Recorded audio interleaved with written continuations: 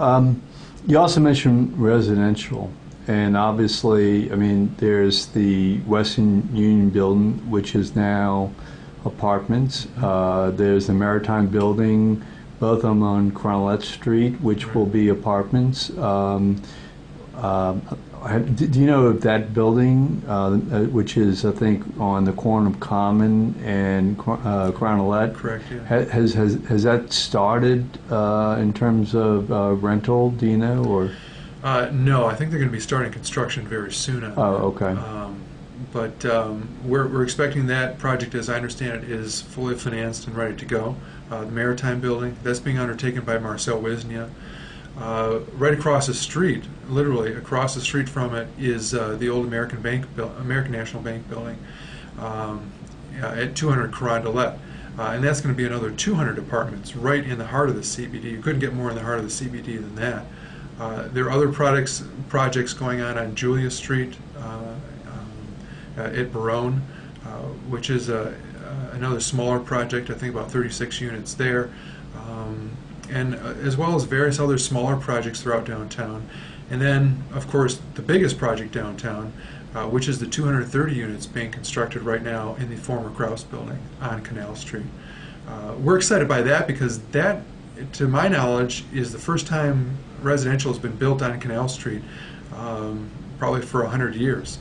So what's, in roughly a year and a half, I'm assuming that most of these projects will be ready to go, you know, the Maritime building and the ones on Julia. Do you know if the Trump building is also supposed to be residential? And also, a corollary to that is there going to be a Trump building?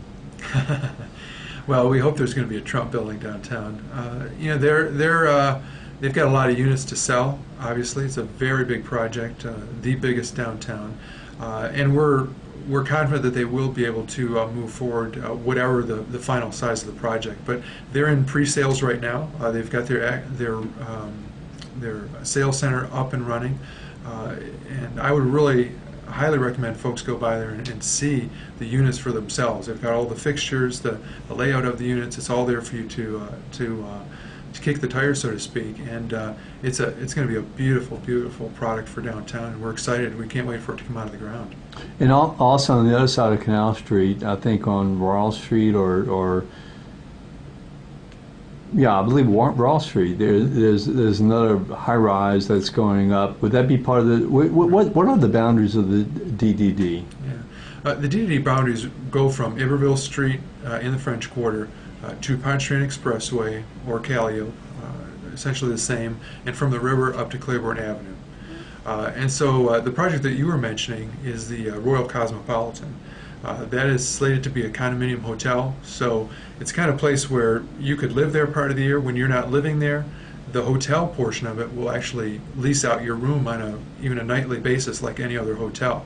And then as the owner of that condo unit, you get a portion of the proceeds of those room nights. So assuming for a second that all these projects come to fruition, or most of them do, let's say 80%, what do we need to do to keep these places rented, or in terms of condos, you know, even temporarily occupied? Yeah.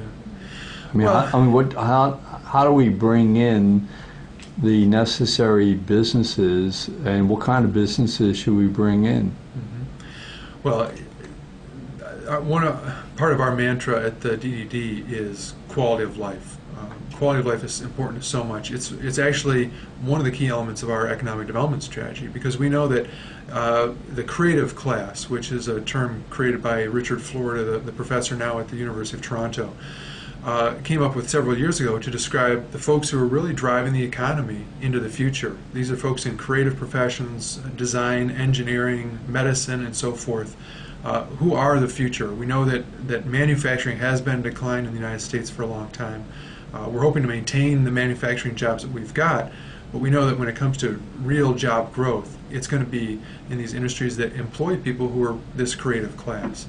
And in order to attract that creative class, the kind of folks who for the last 10 years have been in places like San Francisco and Boston and Austin, we've got to continue to focus on quality of life. And that means creating top-notch health care, like we're all about with the LSU Academic Medical Center, creating great street life, creating a great system of parks, creating walkable streets. One of the measures that we've recently started to use at the DDD is how many street cafes we have downtown. Because if you look at the great cities of the world, almost without exception, they've got street cafes. And of course, New Orleans is just perfect for that type of ambiance. Oh, it's perfect because you can eat outdoors at least 10 months of the year here, if not more. And it's a perfect place for that. It also is, the street cafe is kind of a stand-in or an indicator of how pedestrian friendly your city is.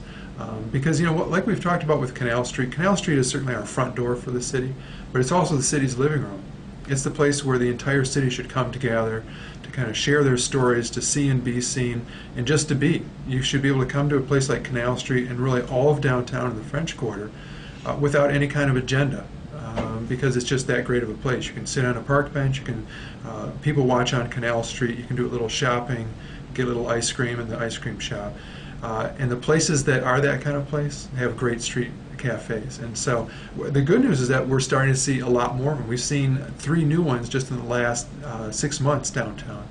And I think that's indicative of the direction that we're going.